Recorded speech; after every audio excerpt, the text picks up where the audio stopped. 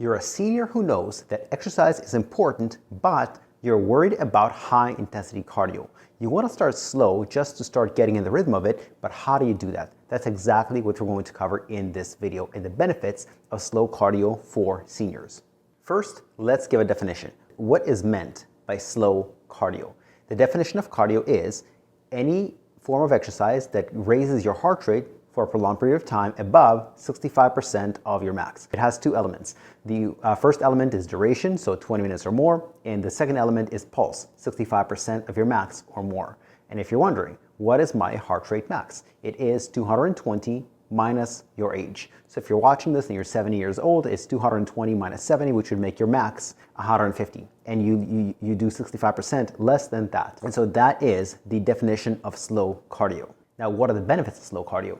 One benefit is the obvious. The reason we do cardiovascular exercise is for cardiovascular health. So it helps you improve your endurance slightly. In other words, if you're completely sedentary right now and you go from nothing to 20 minutes at an intensity of 65% of your max or less, you're going to make some improvements in your cardiovascular health. What kinds of improvements? One of those is called stroke volume. What stroke volume means is the amount of blood that your heart pumps with each beat. So that increases. Another benefit of slow cardio is the reduction in your resting heart rate. In other words, if at rest your pulse is 72 beats per minute, as a result of ongoing low intensity or slow cardio, your pulse will reduce. Both adaptations that will improve your cardiovascular health and will reduce the risk of things like heart attacks, strokes, cardiovascular disease in general, and more. Another benefit of slow cardio in comparison to high intensity cardio is lower joint impact. Now, yes, you want to have good cardiovascular health, but you don't want it to come at the expense of your joints. You want healthy heart and healthy joints. And so if you're running, then there's a lot of impact on your ankles, knees, and hips. If you are doing low intensity cardio, for example, you're not running, but you're walking up an incline, this way there is less impact, potentially no impact, and at any given point, at least one foot is on the ground at any given time. A third benefit of slow cardio is weight loss. Lots of seniors often look for weight loss, and low intensity cardio is a way to do it. The key is, as you're increasing your exercise, not to increase your calories along with it. Either keep your calories where they are or even drop them slightly so that you can actually achieve the weight loss that you're looking for, if it is indeed something you're looking for. And another benefit of slow cardio is good mental health. Whether you're suffering from anxiety or depression, exercise in general is good. Now, there are some nuances in terms of the intensity. For example, high intensity exercise is superior for depression, but it worsens anxiety. But low intensity cardio is quite provably good for all of the above. Now, there may be greater benefits with higher intensities for some conditions, but for everything, it's good. It might not be the best, but it's good already. So if you're convinced about the benefits of slow cardio, how do you get started? If you don't have a history of at least twice a week of consistent exercise, don't worry about effectiveness. First, worry about just consistency. Start with an amount that you think you can easily do. If you think you can do 20 minutes, cut that in half. Start with 10. The goal initially is just compliance, just consistency, not even perfection, not even effectiveness. Once you have a history of at least 3 months of consistent exercise without missing a week, of at least twice per week, you can start raising the intensity or the duration.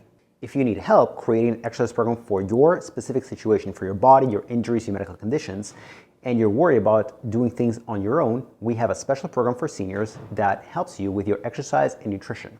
If you click on the link in the description below, that will take you to our homepage where you can fill out an application form for a quick 10 to 15 minute Zoom chat where all we'll do is we'll chat about your goals. There's no pressure, no obligation, no sales pitch. It's just a call to see whether or not we can help you. Now, fast forward to 3 months or more and you've been exercising consistently twice per week or more.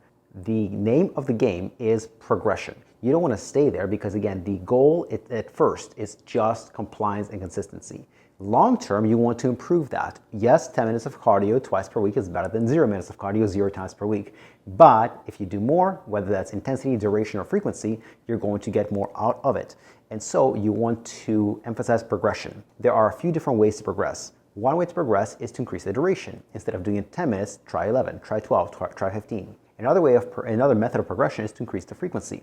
If you've been doing it twice per week, try 3 times per week. If you've been doing 3, try 4. And another method of progression is in terms of intensity. If you've been exercising at under 65% of your max heart rate, try exercising above 65%. Maybe try 70, try 75, try 80. So these are all methods of progression, but I wouldn't do them all at the same time. Only modify one at a time. One every couple of weeks. If you increase your duration, don't also increase the intensity. Don't also increase the frequency. So just do one at a time, because again, at first, when you're introducing something new, the only goal is compliance and consistency. Once you've got that, then start working on something else. If you like this information and you want more information about fitness for seniors, we have a special newsletter about that topic exactly. If you click the other link in the description below, you'll have the option of subscribing to that newsletter, and you always have the option of unsubscribing. Thank you and goodbye.